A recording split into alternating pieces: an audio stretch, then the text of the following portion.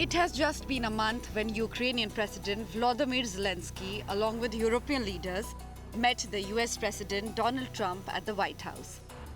And now, after an hour-long address at the UNGA on Tuesday, Trump met Zelenskyy again.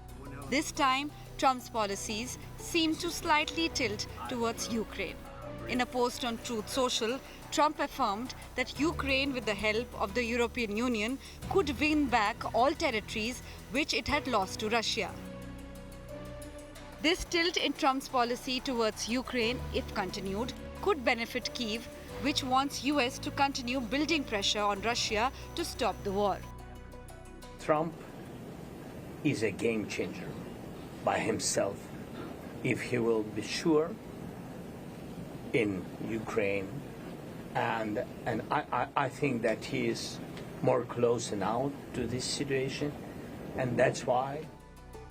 Russia, however, said that Trump's statement is being influenced by Zelenskyy, and Moscow too will relay its stance to Washington, D.C. As we understand it, President Trump's statements were made after this conversation with Zelenskyy, and apparently under the influence of visions Zelenskyy presented. This vision is in stark contrast to our understanding of the current state of affairs. However, we will also have the opportunity to convey our position to the American side. Russia is not a tiger, it is a bear. And there was no such thing as a paper bear. So Russia is a real bear. And Vladimir Putin has on many occasions and with different emotions described our bear. You can remember it. So there is nothing here about being of paper. But Trump's top aide, Secretary of State Marco Rubio, has a different view. Rubio believes that the war cannot end militarily, but will end at the negotiating table.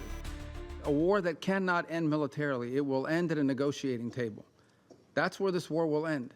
But the longer it lasts, the more people will die, the more will be destroyed. Trump, in his speech at the UNGA, had also pressured the European countries to put sanctions on Russia and its allies China and India. In the event that Russia is not ready to make a deal to end the war, then the United States is fully prepared to impose a very strong round of powerful tariffs which would stop the bloodshed, I believe, very quickly. But for those tariffs to be effective, European nations, all of you are gathered here right now, would have to join us in adopting the exact same measures.